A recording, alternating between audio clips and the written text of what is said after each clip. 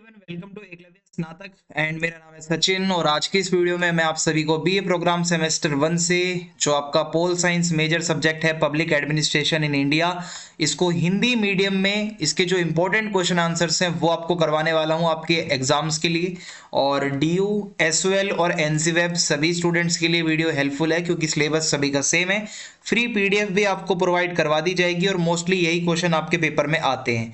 आपसे रिक्वेस्ट है आप मुझे इंस्टाग्राम पे जरूर फॉलो कर लें, मेरा यूजर नेम आप सभी के सामने लिखा हुआ है। अगर आपको कुछ पूछना हो तो आप मुझे मैसेज भी कर सकते हैं और आप हमारे टेलीग्राम ग्रुप को ज्वाइन कर लें, वहां पे आपको पीडीएफ्स प्रोवाइड करवा दी जाती हैं। और एकलव्य स्नातक 1 सर्च मारना है आपको टेलीग्राम पे और वहां पे आप हमारे टेलीग्राम ग्रुप को ज्वाइन कर पाएंगे। सबसे पहला सवाल ये है, भारत में औपनिवेशिक काल के दौरान सिविल सेवाओं की संरचना का परीक्षण करें। यानी कि जो सिविल सेवाएं होती थी, सिविल सर्विसेज अंग्रेजों के टाइम पे, वो कैसी थी। भारत में औपनिवेशिक काल के दौरान सिविल सेवाओं की संरचना ब्रिटिश ईस्ट इंडिया कंपनी और उसके बाद में आपको पता है सीधा ब्रिटेन का शासन आ गया था, तो उनके हितों की पूर्ति के लिए ये डिजाइन किया गया था पूरा ये जो जो नौकरशाही तंत्र था। तो सिविल सेवाओं ने भारत के प्रशासन और शासन में बहुत महत्वपूर्ण भूमिका निभाई और ब्रिटिश शासन के तहत बहुत बड़े क्षेत्रों को मजबूत करने के लिए और कंट्रोल अच्छा बनाने के लिए सिविल सर्विसेज स्टार्ट करी थी अंग्रेजों ने। सबसे पहले आता है इंडियन सिविल सर्विसेज, आईसीएस जिसको हम कहते हैं, भारतीय सिविल सेवा। आज आप जिसको कहते हो ना यूपीएससी, आईएएस, ये उसी का ही प्राचीन रूप है। सबसे पहले यही स्टार्ट हुआ था। औपनिवेशिक काल में आईसीएस जो है वो प्रमुख प्रशासनिक सेवा मानी जाती थी सबसे ऊपर। इसकी स्थापना 1858 में ईस्ट इंडिया कंपनी से प्रशासन अपने हाथ में लेने के बाद हुई थी, ब्रिटेन ने करी थी। आईसीएस अधिकारियों की भर्ती इंग्लैंड में आयोजित प्रतियोगी परीक्षाओं के माध्यम से होती थी। जैसे आज इंडिया में यूपीएससी की परीक्षा होती है प्रतियोगी, वहां से आईएएस बनते हैं, ऐसे ही आईसीएस बनने के लिए इंग्लैंड में परीक्षा होती थी। परीक्षाएं जो है वो अत्यधिक कठोर होती थी, आज भी बहुत कठोर है। सफल उम्मीदवार अक्सर विशेष अधिकार प्राप्त पृष्ठभूमि से ही होते थे, यानी कि अमीर लोगों के ही ज्यादातर लोग इसमें आते थे। और यही है कि मतलब इन्हीं लोगों से फिर एक नौकरशाही तंत्र बनता था। और आईसीएस अधिकारी केंद्रीय और प्रांतीय दोनों स्तर पर काम करते थे, ठीक है, नीति बनाने में, टैक्स वगैरह इकट्ठा करने में, कानून को लागू करने में।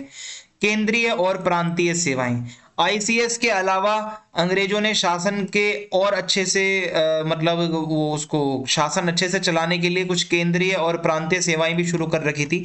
जैसे आईपीएस आज भी है, इंडियन पुलिस सर्विस, आईपीएस अधिकारी होते हैं। आईपीएस और भारतीय वन सेवा, आईएफएस, इसकी स्थापना करी कानून व्यवस्था बनाए रखने के लिए और वन संसाधनों का जो है मैनेजमेंट हो, वन को कोई नुकसान ना पहुंचाए। प्रांतीय सिविल सेवाएं क्षेत्रीय स्तर पर प्रशासन के लिए होती थी, यानी कि छोटे लेवल पर होती थी। और फिर राजस्व प्रशासन आता है, यानी कि टैक्स वसूलना, भू राजस्व सबसे बड़ा सोर्स ऑफ इनकम था अंग्रेजों का। और राजस्व विभाग का जो नेतृत्व है वो आईसीएस अधिकारी ही करते थे। राजस्व संग्रह को सुव्यवस्थित करने के लिए भाई 1793 में अंग्रेजों ने स्थायी बंदोबस्त लागू किया था। आपने 12th में अगर कभी इसके बारे में पढ़ा हो, ये जिसको इस्तेमरारी बंदोबस्त भी कहा जाता है। एक इन्होंने ना मतलब टैक्स की रकम तय कर दी थी कि इतनी इनको चाहिए ही चाहिए। बाद में इन्होंने रैयतवाड़ी सिस्टम लागू किया था टैक्स वसूलने का, फिर महलवाड़ी सिस्टम लागू किया था। इन सभी प्रणालियों का उद्देश्य था कि भूमि का राजस्व जो टैक्स है वो ब्रिटिश सरकार को एक फिक्स सोर्स ऑफ इनकम प्रदान करे। फिर उसके बाद न्यायपालिका, न्यायपालिका का काम था कानून व्यवस्था बनाए रखना। और आईसीएस अधिकारी जो होते थे वो अक्सर उच्च न्यायालयों में न्यायाधीश के रूप में कार्य करते थे, यानी कि आईसीएस का ही अधिकारी कहाँ काम करता था, कोर्ट वगैरह में भी। 1860 के दशक में शक्तियां जब बांटी गई तो उसके बाद जो है न्यायिक कार्य करने के लिए अलग लोग आए, कार्य वगैरह और काम करने के लिए लोग अलग आ गए। पहले क्या होता था, आईसीएस अधिकारी ही जज का काम करता था। शिक्षा और सामाजिक सेवाएं, देखो सिविल सेवक शिक्षा और सामाजिक सेवाओं के प्रशासन में भी शामिल रहता था। जैसे मैकाले की शिक्षा पर अगर आप देखोगे कि ये नीतियों को अच्छे से लागू करवाना, प्रशासनिक कार्यों में मदद करना, ज्यादा से ज्यादा समाज में अंग्रेजी शिक्षा फैलाना, ये अधिकारियों का काम था। प्रतिनिधित्व और आलोचनाएं, देखो सिविल सेवाओं की एक तो ये आलोचना की जाती है कि अभिजात वर्ग के लोग ज्यादा थे इसमें और बहुसंख्यक भारतीय आबादी इसमें नहीं थी, ज्यादातर लोग विदेशी थे, तो इस वजह से इसकी आलोचना हुई। और जो बड़े बड़े प्रशासनिक पद होते थे उस पर भारतीय प्रतिनिधित्व नहीं होता था, यानी कि इंडियन लोग कम थे इन सेवा में। 1919 में मॉन्टेग्यू चेम्सफोर्ड सुधारों ने सिविल सेवाओं में भारतीय प्रतिनिधित्व को बढ़ाने की कोशिश करी और ये धीरे धीरे फिर भारतीयों की संख्या बढ़ाई गई सिविल सर्विस में।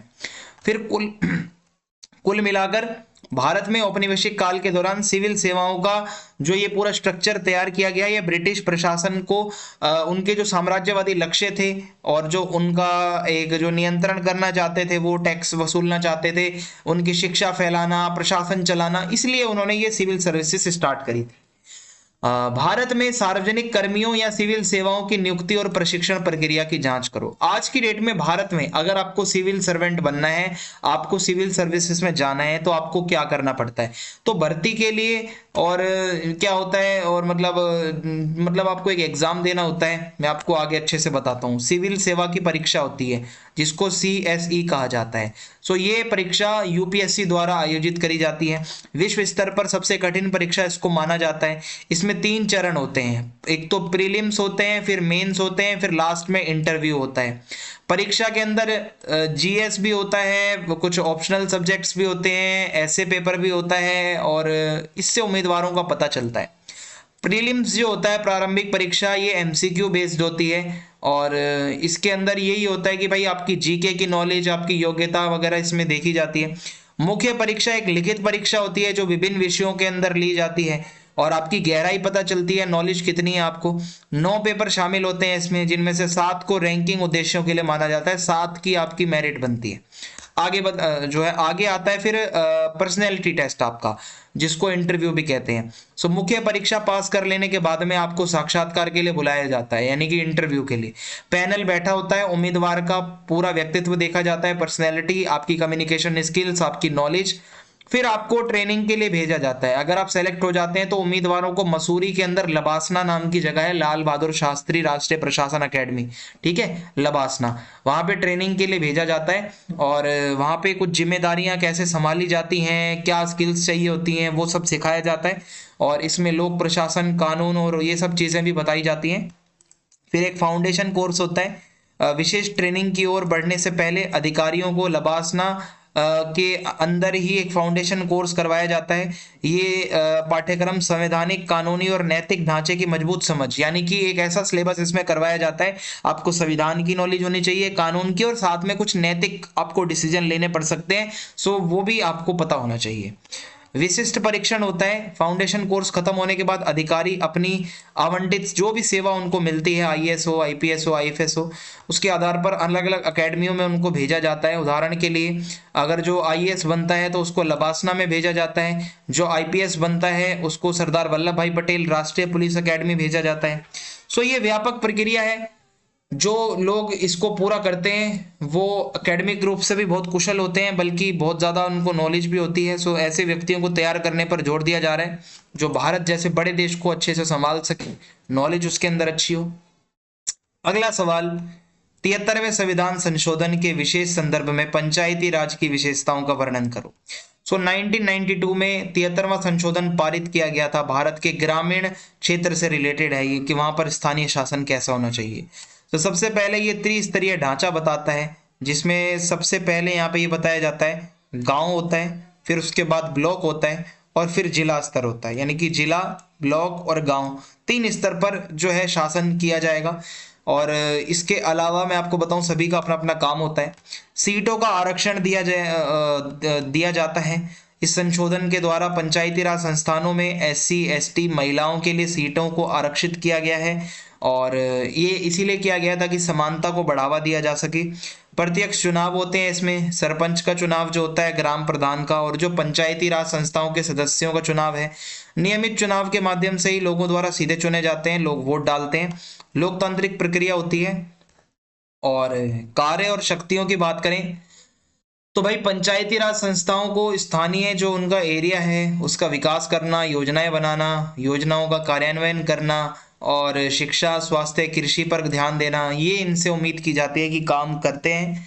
और वित्त आयोग, ये 73वां संशोधन के कारण राज्य सरकार और पंचायती राज संस्थानों के बीच वित्त के वितरण को नियंत्रण करने वाली एक आयोग भी बनाई गई है, वित्त आयोग, जो पैसा देखती है कि पंचायती राज को कितना पैसा देना है, राज्य के पास कितना पैसा रहेगा। सो ये स्थानीय स्तर पर वित्तीय स्वायत्ता और स्थिरता को देखती है कि भाई पैसे की कोई दिक्कत ना आए। ग्राम सभा का सशक्तिकरण, ग्राम सभा जिसमें गांव के सभी पात्र मतदाता शामिल होते हैं, उनको निर्णय लेने की प्रक्रिया में भाग लेने का अधिकार दिया जाता है। ग्राम सभा के चुनाव में सभी जो वयस्क लोग होते हैं 18+ वो आते हैं, और यही है कि भाई ग्राम सभा में चर्चा की जाती है क्या गांव के विकास के लिए काम किया जाता है। और राज्य चुनाव आयोग होता है, प्रत्येक राज्य में एक राज्य चुनाव आयोग होता है जो निष्पक्ष और पारदर्शी चुनाव प्रक्रिया करवाने के लिए जिम्मेदार होता है। पंचायती राज संस्थाओं के भी चुनाव राज्य चुनाव आयोग करवाता है। शक्तियों का हस्तांतरण, ये संशोधन पंचायती राज संस्थानों को शक्तियों के हस्तांतरण पर जोर देता है, यानी कि स्थानीय जरूरतों को पूरा करने के लिए पंचायती राज को कुछ शक्तियां दी गई हैं जिनको वो यूज करते हैं और योजनाएं बनाते हैं।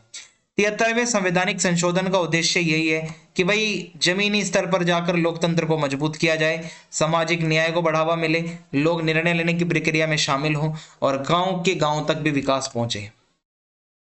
अगला सवाल, भारत में नीति निर्माण प्रक्रिया में पीएमओ और कैबिनेट सचिवालय की भूमिका और कार्यों को संक्षेप में समझाएं।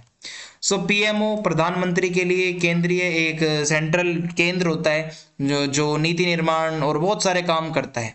सलाहकार की भूमिका निभाता है। पीएमओ का काम ये होता है, पीएम ऑफिस जो होता है पीएमओ, वो विभिन्न सरकारी विभागों और एजेंसियों से जानकारी इकट्ठा करके बहुत सारे मुद्दों पर और मामलों पर सलाह देता है प्रधानमंत्री को। समन्वय, ये जो पीएमओ है ये अलग अलग मंत्रालयों के बीच समन्वय की सुविधा प्रदान करता है कि बातचीत करना, नीतियों को देखना। निगरानी और मूल्यांकन, पीएमओ का काम होता है प्रमुख नीतियां और कार्यक्रम जो होते हैं उनकी निगरानी करना, उनके क्या प्रभाव पड़ रहे हैं, कितनी प्रभावशाली वो नीति जारी है। सॉरी। संकट प्रबंधन, संकट या इमरजेंसी की स्थिति के दौरान पीएमओ सरकारी प्रतिक्रियाओं और कार्यों के समन्वय में सबसे आगे रहता है कि अगर कोई इमरजेंसी आ जाए। दूसरी ओर अगर मैं आपको कैबिनेट सचिवालय की कैबिनेट के बारे में बताऊं तो कैबिनेट का समर्थन करता है ये, ठीक है, जो कैबिनेट सेक्रेटेरिएट होता है। और इसमें मैं आपको बताऊं एजेंडा सेटिंग इनका पहला काम है। कैबिनेट सचिवालय कैबिनेट बैठकों के लिए जो मंत्री होते हैं कैबिनेट के उनके लिए एजेंडा मुद्दा तय करने में मदद करता है, सुनिश्चित करता है कि इंपॉर्टेंट मुद्दों पर ही चर्चा की जाए और डिसीजन लिए जाएं। दस्तावेजीकरण, यानी कि ये कैबिनेट निर्णयों का रिकॉर्ड रखता है, जितने भी कैबिनेट मिनिस्टर द्वारा निर्णय लिए जाते हैं उसका रिकॉर्ड इसके पास रहता है। कैसे उनका कार्यान्वयन करना है, कौन से मंत्रालयों को सूचना देनी है, वो यही देखता है। मंत्रालयों के साथ समन्वय, कैबिनेट सचिवालय अलग अलग मंत्रालयों के बीच कम्युनिकेशन करता है, समन्वय की सुविधा प्रदान करता है। यह सुनिश्चित करता है कि नीतियों को लगातार लागू किया जाए।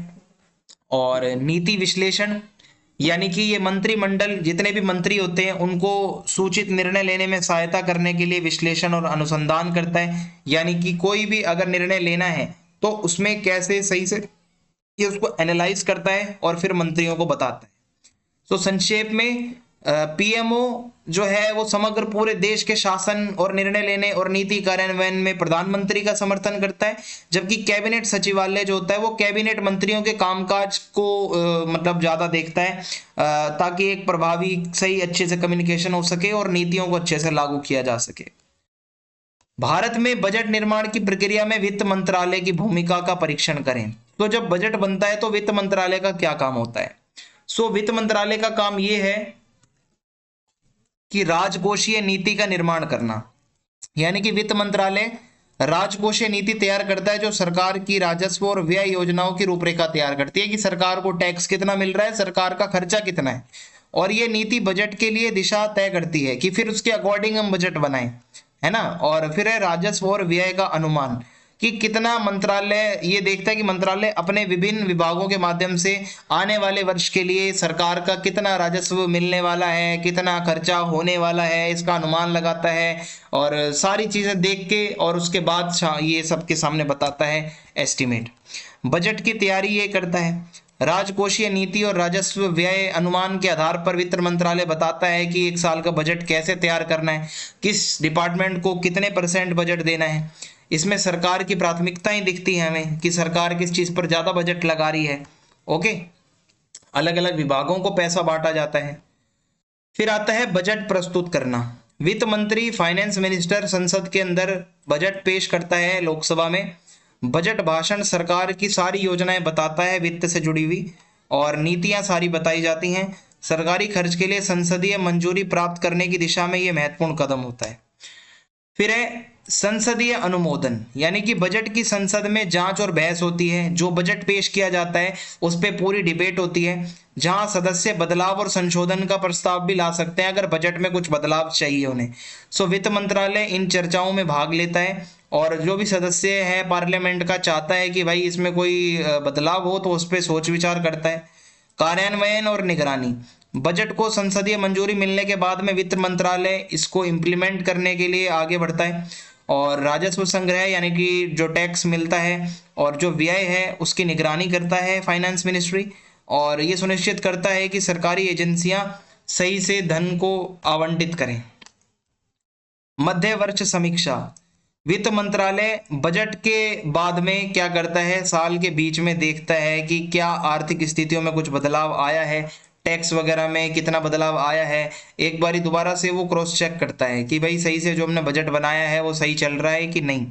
सार्वजनिक संचार, वित्त मंत्रालय सरकार की जो भी आर्थिक नीतियां होती हैं, जो सरकार की प्रायोरिटीज होती हैं, उनको जनता को समझाता है, ठीक है, पारदर्शिता के साथ बताता है। संक्षेप में भारत का जो वित्त मंत्रालय है वो नीति निर्माण से लेकर बजट पेश करना, उसका अनुमोदन करना, उसको सही से एनालाइज करना, उसको समय समय पर चेक करना, ये सारा काम, और जो पैसे जो होते हैं बांटना सभी मंत्रालयों में, सभी राज्यों में, वो काम इसका होता है।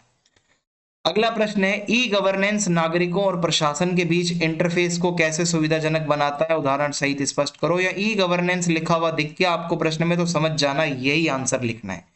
ई गवर्नेंस या इलेक्ट्रॉनिक गवर्नेंस ऐसा है कि मतलब भाई जो भी सरकारी प्रक्रिया है उसको सुव्यवस्थित करके थोड़ा सा अच्छे तरीके से पारदर्शिता को बढ़ाने के लिए टेक्नोलॉजी का यूज करते हुए नागरिकों और प्रशासन के बीच का इंटरफेस थोड़ा अच्छा हो। और इसमें सबसे पहले आधार के बारे में बताऊं, भारत में आधार कार्ड चलता है, भारत के अंदर UIDAI ऐसे करके वो आधार की एक है फुल फॉर्म, वो चलता है। और निवासियों को या हमारे यहाँ के जो भी जो रहते हैं लोग, भारत के नागरिक, उनको एक पहचान संख्या मिलती है, आधार नंबर मिलता है, और इससे आप अलग अलग सेवाएं मतलब यूज कर पाते हो। और ये इसलिए किया गया है डुप्लीकेट चीजें ना हो और एक चीज असली हो, क्योंकि आधार में आपकी फिंगरप्रिंट्स वगैरह ली जाती हैं, ठीक है। और इसके अलावा डिजिटल इंडिया मिशन सरकार द्वारा चलाया गया है कि मेनली समाज को डिजिटली आगे बढ़ाना, और जो हमारा डिजिटल ढांचा है उसको अच्छा करना, एजुकेशन हमारी डिजिटल हो, गवर्नेंट मतलब गवर्नमेंट ज़्यादातर काम डिजिटली करे, हेल्थ सर्विसेज डिजिटली मिल पाए, ऑनलाइन प्लेटफॉर्म्स विकसित हों। GST लेके आई सरकार, भारत में GST के बाद क्या है कि एक मजबूत प्रौद्योगिकी मंच बना, क्योंकि ये क्या है, इनकम टैक्स रिटर्न वगैरह अब ऑनलाइन हो जाता है, और ज़्यादा से ज़्यादा चीज़ें ऑनलाइन, पेमेंट ऑनलाइन, चीज़ें ये सब बहुत हो रही हैं। ई नगर पालिका, यानी कि कई भारतीय नगर पालिकाओं ने नागरिक सेवाओं को ऑनलाइन कर दिया है, वेबसाइट पोर्टल बना दिए हैं, जहां पर आप जाकर अपनी जो भी नगर पालिका की सेवाएं होती हैं, चाहे वो कोई प्रमाण पत्र लेना हो, कोई आपको टैक्स वगैरह भुगतान करना हो, या आपको कोई जानकारी लेनी है अपनी नगर पालिका की, आप ऑनलाइन देख सकते हो। ई कोर्ट, अब तो भारत के अंदर जो कोर्ट होती है, अदालत, वो भी ऑनलाइन लगने लगी है। सो कई मामलों को जो है मतलब अदालत के कई सारे ट्रायल्स अब ऑनलाइन भी होने लगे हैं, ऑनलाइन जानकारी भी हो रही हैं, ठीक है। नागरिक से मतलब अब क्या है कि नागरिक अदालत परिसर में आए बिना भी अपने मामलों को ट्रैक कर सकता है ऑनलाइन जाके कि क्या उस पर स्टेटस है। उमंग, ये क्या है, नए युग के प्रशासन के लिए एकीकृत मोबाइल एप्लीकेशन। उमंग क्या है, सरकार का ये मोबाइल ऐप है उमंग, जो विभिन्न केंद्रीय और राज्य सरकार सेवाओं तक पहुंचने के लिए एक ऐप मतलब एक प्लेटफॉर्म देता है आपको। नागरिक अपने मोबाइल उपकरणों पर एक मतलब एक ही ऐप से बहुत सारी सर्विसेज यूज कर सकते हैं, डिजी लॉकर वगैरह भी हैं इसी में ही। सो ये सारी चीजें आती हैं। सो ये उदाहरण है भाई ई गवर्नेंस के, सरकार कैसे मोबाइल टेक्नोलॉजी का यूज करते हुए, आपको ज्यादा से ज्यादा टेक्नोलॉजी का यूज करते हुए मतलब प्रशासन का काम कर रही है, और इससे पारदर्शिता बढ़ रही है। शिक्षा का अधिकार अधिनियम संक्षेप में बताएं। तो भारत में शिक्षा का अधिकार अधिनियम 2009 के अंदर इसको अधिनियमित किया गया था। ये एक ऐतिहासिक कानून है जिसका उद्देश्य मेनली ये है कि 6 से 14 साल के जो बच्चे होते हैं उन सभी को मुफ्त शिक्षा मिले। सो पहली बात इसमें आती है निशुल्क और अनिवार्य शिक्षा। ये अधिनियम कहता है कि जो आयु दी रखी है 6 से 14, सभी बच्चों को एक ये अधिकार मिलता है कि सरकार उसको फ्री में पढ़ाएगी सरकारी स्कूलों में। कवरेज की बात करें तो इसमें 6 से 14 आयु वर्ग के बच्चों को कवर किया जाता है। उन बच्चों की पूरी औपचारिक शिक्षा स्कूल से जो मतलब जो भी चीज़ें होती हैं वो सब सरकार उठाती है उसका जिम्मा। बुनियादी ढांचा और सुविधाएं, ये अधिनियम कहता है स्कूल में क्लासेस अच्छी होनी चाहिए, खेल के मैदान होने चाहिए, लाइब्रेरी होनी चाहिए, टॉयलेट होने चाहिए, सारे बुनियादी ढांचे हों। शिक्षा की गुणवत्ता बहुत अच्छी होनी चाहिए, जो टीचर हैं वो अच्छे हों। ठीक है, ऐसा ना हो छात्र ज़्यादा हैं टीचर की कमी है। सो ये सारी पर्याप्त संख्या में ट्रेंड जो टीचर हैं वो हों स्कूलों में। कोई भेदभाव ना हो। ये अधिनियम कहता है जाति, लिंग, धर्म या विकलांगता के आधार पर किसी बच्चे के साथ भेदभाव ना हो, उसको पढ़ने दिया जाए। निजी स्कूलों की भी कुछ जिम्मेदारी है। आर्थिक रूप से जो कमजोर वर्ग के लोग हैं, SC ST वाले लोग हैं, उनके लिए सीटों का 1% जो है रिजर्वेशन हो और अपने स्कूलों में वो उनको पढ़ाएं फ्री में, ये होता है। वित्तीय प्रावधान की बात करें तो ये अधिनियम प्रावधानों को लागू करने में केंद्र और राज्य सरकार की वित्तीय जिम्मेदारियों को भी देखा जाता है कि भाई केंद्र सरकार के स्कूल क्या हैं, राज्य सरकार के स्कूल कितने हैं। और इसके अलावा SMC कमेटीज भी बनाई जाती हैं। ठीक है, ये अधिनियम स्कूलों के कामकाज और निगरानी में माता पिता को भी ऐड करता है कि आपके ही बच्चे अगर स्कूल में पढ़ रहे हैं तो एक कमेटी बना दी जाती है। आपने भी कभी सुना होगा, SMC कमेटी होती है जो वो बच्चों को देख रेख करती है। मानदंड और मानक, सो ये अधिनियम जो है स्कूलों के लिए मानदंड और मानक निर्धारित करता है कि बुनियादी ढांचा स्कूल का अच्छा हो और टीचर और स्टूडेंट का अनुपात गड़बड़ ना हो, यानी कि बच्चे हैं जितने उतने ही टीचर भी होने चाहिए, मतलब सही नंबर में। और न्यूनतम जो एक क्वालिटी की जो एजुकेशन है वो बच्चों को मिले। निगरानी और मूल्यांकन, ये अधिनियम में शिक्षा प्रणाली में जवाबदेही सुनिश्चित करने के लिए अलग अलग स्तरों पर अधिकारी लोग भी होते हैं जो निगरानी करते हैं। अगला प्रश्न है डिजिटल इंडिया मिशन पर एक निबंध लिखें। So digital India mission mainly इसका मिशन का ये है कि ग्रामीण और शहरी क्षेत्रों में हाई स्पीड इंटरनेट पहुंचे, डिजिटली सभी लोग मजबूत बने। ब्रॉडबैंड कनेक्टिविटी, यानी सभी नागरिकों के लिए हाई स्पीड इंटरनेट को सुलभ बनाने के लिए ब्रॉडबैंड कनेक्टिविटी को बढ़ाना। ई गवर्नेंस को बढ़ाना, यानी कि जितनी अब ऑनलाइन सिग्नेचर हो जाते हैं, ऑनलाइन डिजी लॉकर, ऑनलाइन आधार सर्विसेज, इन चीज़ों को बढ़ाना। मोबाइल कनेक्टिविटी तक सभी की पहुंच हो कि भाई ये सरकार की एक पहल है, सभी नागरिकों को चाहे उनकी जगह कहीं भी वो रहते हैं देश में, मोबाइल तक उनकी पहुंच हो, उनको चलाना आता हो। राजस्थान में भी कई जगहों पर मोबाइल बांटे जाते हैं सरकार द्वारा, यूपी में भी और कई जगहों पर ये होता है। डिजिटल साक्षरता, सरकार चाहती है कि लोग डिजिटली एजुकेटेड बने, खासकर जो ग्रामीण क्षेत्र के लोग हैं उनको टेक्नोलॉजी का ज्ञान हो, उनको फायदा पता चले टेक्नोलॉजी का। इलेक्ट्रॉनिक विनिर्माण, यानी कि आयात हम कम करें, इलेक्ट्रॉनिक सामान को अपने देश में ज्यादा बनाएं, मोबाइल लैपटॉप ये हम अपने देश में ज्यादा बनाएं। नौकरियां हो ज्यादा से ज्यादा, इस मिशन का उद्देश्य है IT सेक्टर में, टेक्नोलॉजी के सेक्टर में नौकरियां हो भारत में। साइबर सुरक्षा, यानी डिजिटल बुनियादी ढांचे और डेटा की सुरक्षा सुनिश्चित करने के लिए देश के साइबर सुरक्षा उपायों को बढ़ाना, यानी कि कोई भी ऑनलाइन हैकिंग या फ्रॉड वगैरह ना हो। डिजिटल भुगतान, आप कैशलेस पेमेंट करते हो, UPI का यूज करते हो, पेटीएम, फोन पे, गूगल पे जो भी करते हो, वो भी डिजिटल इंडिया मिशन का ही एक पार्ट है। नवाचार और स्टार्टअप, जब टेक्नोलॉजी की अंदर प्रगति होगी, आर्थिक विकास होगा, तो नए नए स्टार्टअप्स स्टार्ट होंगे जिससे लोगों को फायदा होगा। अगला सवाल, भारत में राष्ट्रीय स्वास्थ्य मिशन की मुख्य विशेषताएं बताओ। National health mission, so national health mission जिसको NHM भी कहा जाता है, ये स्वास्थ्य देखभाल के प्रति अधिक सामंजस्यपूर्ण, यानी कि एक स्वास्थ्य को लेकर जो हमारे प्रोग्राम चल रहे हैं देश के अंदर उनको अच्छा करने के लिए ये मिशन बनाया गया। माता और बच्चा इनके स्वास्थ्य पर ज़्यादा ध्यान दिया जाए। जो कुछ ऐसे कम्युनिकेबल और नॉन कम्युनिकेबल डिजीज होते हैं, फैलने वाली बीमारियां, ना फैलने वाली बीमारियां, इनको रोका जा सके। गांव के ऊपर फोकस ज़्यादा हो, यानी कि जो गांव के अंदर हॉस्पिटल होते हैं, स्वास्थ्य केंद्र होते हैं, प्राथमिक स्वास्थ्य केंद्र होते हैं, डिस्पेंसरी होती हैं, वो अच्छे से हो सके, उनकी सेवाएं अच्छी हों। मातृ एवं शिशु स्वास्थ्य सेवाएं ये प्रोवाइड करा जाए। मतलब इस मिशन की मेन एक ये भी बात है कि भाई मतलब प्रेगनेंसी के दौरान, प्रेगनेंसी के बाद जो माता की जो भी चीज़ें होती हैं, माता बच्चा से रिलेटेड हेल्थ जो भी इश्यूज आते हैं उनका सॉल्यूशन हो जाए, टीका वगैरह मिल जाए वहाँ पे, और जो भी न्यूट्रिशनल जो सप्लीमेंट्स होते हैं वो अवेलेबल करवा दिए जाएं, ये सब चीज़ें हैं। परिवार नियोजन और जनसंख्या स्थिरीकरण, ये नेशनल हेल्थ मिशन में ये भी है कि परिवार का नियोजन लोग करें, जनसंख्या ज़्यादा ना बढ़े, गर्भ निरोधक जो चीज़ें होती हैं, चाहे जितनी भी चीज़ें होती हैं जिनसे अनचाहा गर्भ ना हो तो वो मतलब उन चीज़ों को दिया जाता है यहाँ पे, और परिवार नियोजन के बारे में बताया जाता है, जागरूकता फैलाई जाती है। संचारी रोग नियंत्रण, ऐसी बीमारियां जो फैल सकती हैं, मलेरिया है, टाइफाइड्स, HIV एड्स जैसी कुछ बीमारियों को रोकथाम करने के लिए जागरूकता बढ़ाना, पोस्टर्स लगाना, टीकाकरण करना, ये इसमें बताया गया है। रोग नियंत्रण, कुछ संचारी रोगों के अलावा कुछ ऐसे भी रोग होते हैं जो फैलते नहीं हैं, जो आपको आपकी दिक्कतों से ही होते हैं, मधुमेह है, हार्ट डिजीज है, ठीक है, ये इनके लिए इनके निवारण के लिए उपाय बताना, और मतलब हॉस्पिटल वगैरह में सर्विसेज उपलब्ध रहें। और स्वास्थ्य अवसंरचना विकास, यानी कि इस मिशन में ये भी बताया गया है कि जो भी सुविधाएं हैं हेल्थ की उनको उन्नत किया जाए, नई नई टेक्नोलॉजी लाई जाए, नई नई सुविधाओं को स्थापित किया जाए, जो भी स्वास्थ्य कर्मी होते हैं उनकी ट्रेनिंग अच्छी हो, जो भी जो दवाएं चाहिए वो हमेशा उपलब्ध रहें। ओके, और फिर है सामुदायिक भागीदारी, इसमें यह भी होता है कि स्वास्थ्य की जितनी भी देखभाल योजनाएं हैं इनको कार्यान्वयन करने के लिए समुदाय के सभी लोग अपनी भागीदारी दिखाएं, लोग जागरूक बने, लोग देखें कि मतलब किस तरीके से हमें हेल्थ के प्रति जागरूक रहना है। सो यही था आज की इस वीडियो में। फीडबैक जरूर दें कमेंट बॉक्स में जाके, वीडियो को लाइक करें, वीडियो को शेयर करें और चैनल सब्सक्राइब करें। जय हिंद, जय